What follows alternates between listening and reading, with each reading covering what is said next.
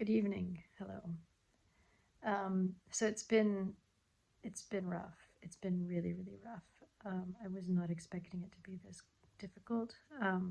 Part of it is because I wasn't organized. I had no idea what to expect, and the vets didn't really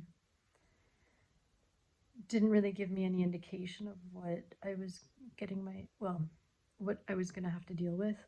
And I think they could have prepared me a little bit better with some suggestions. But anyway, we've gotten through, for now, what seems to be the worst of it.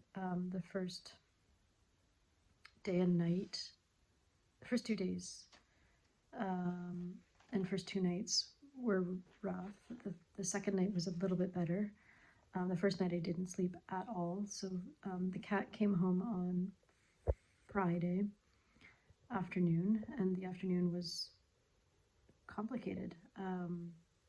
And yeah, so you saw that video, but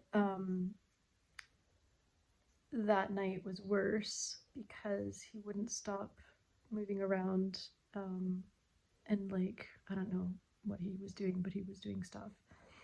Um, so whether it was licking himself, grooming, getting up, and like wandering around the room and sleeping on the bed and then sleeping on the floor and then wanting back on the bed again. And so it was just constant. So I didn't get any sleep at all, partially because I was very anxious, and partially because I was watching him, and I didn't have the right cones on him. The next day, um, found on Saturday, I found sadly on Amazon, I don't like Amazon, but anyway, on Amazon, I found a soft collar in the shape of a flower. I'll put a picture. It's adorable. Um, anyway, it works. I'm like stoked. I'm so happy. I'm so happy it worked. He has it on. He doesn't mind it. He eats with it. He does pretty much anything with it on. He sleeps with it on because it's comfy, and he can see what he's doing and he doesn't freak out like with the other one. So I'm feeling much easier, like much better, because he can't lick himself with it on. It's the perfect width, and it's not too huge. It's not too small. It's perfect. So this was a big thing. If anybody watching this has a cat that has major surgery of any sort, I know that onesies are a thing, but with the fact that it's a back leg, a onesie wouldn't have worked in this case because he's missing a back leg. So he wouldn't have been able to keep the onesie on. And I kept thinking about it like, is that even going to work? Like, would that work? And I couldn't figure out how that would work. So the cone, and like I said, I'll put a picture in so you guys can see it, but it works wonderfully. He's so comfortable, and it's so much better than any kind of cone that you can get.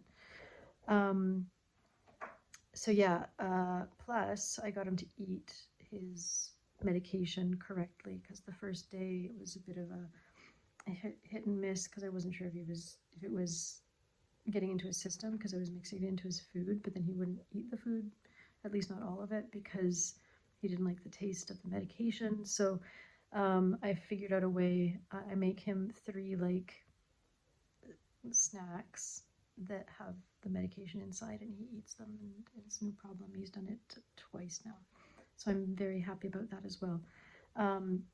The only problem is that we did have to bring there's no we here, but anyway, I had to bring him to the vet this evening. So we're on today's Sunday, so consider that his operation was Thursday. Friday he came home. Saturday he was all day here with me. Sunday he's been pretty good, even playful, a little bit playful, but he hasn't peed since Friday. At least as far as I know, he hasn't peed. Like, I haven't found any evidence of him peeing anywhere in the house, and certainly not in his litter box. The vet says that he's likely like dripping pee on occasion here and there, which is possible. But anyway, I had to take him to the vet because he hasn't peed. So they've given him muscle relaxants to see if that will help. They massaged his bladder and they tried to force him to pee. They massaged his belly and his genitals and all of that to try and get him to pee. Apparently, it can happen that a cat who's been operated on a back leg, especially, it's hard for them to find balance, and so they don't really want to use the litter box because they're not comfortable. So he's like holding it until the last minute. The problem is that if he doesn't pee tonight, they're going to have to put a catheter in. So I'm a little worried about that. Otherwise, he seems okay. Like he's not in any major pain. He's walking around. He's even running on occasion, like bizarre. But yeah, he's been running, and yeah, he's doing well. It seems, aside from the whole peeing thing. Also, he makes weird like there's a sloshing sound coming from his belly when he walks. I don't know if that's normal. The vet this evening said that a certain amount of fluid, there's a name for it, Cisiola or something. I'd have to look it up. I can't remember.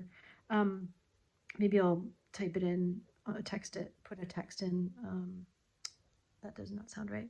I'll write it in the video. I'll write it in the video somewhere so you can see what the name of it is. But it's quite common that fluid builds up around the wound. But the fact that there is this sloshing sound on occasion is bizarre, and I don't know if it's normal, and he didn't really know either. So I have an appointment at the vet's tomorrow morning. Well, tomorrow early afternoon for now, hoping that he pees in the night. If he doesn't pee in the night, I have to call tomorrow morning to see if I can get him in earlier. Yeah, anyway, that's where we're at. I'll put videos in of him moving around and maybe photos of him laying down and with his flower. Anyway, I will update again soon.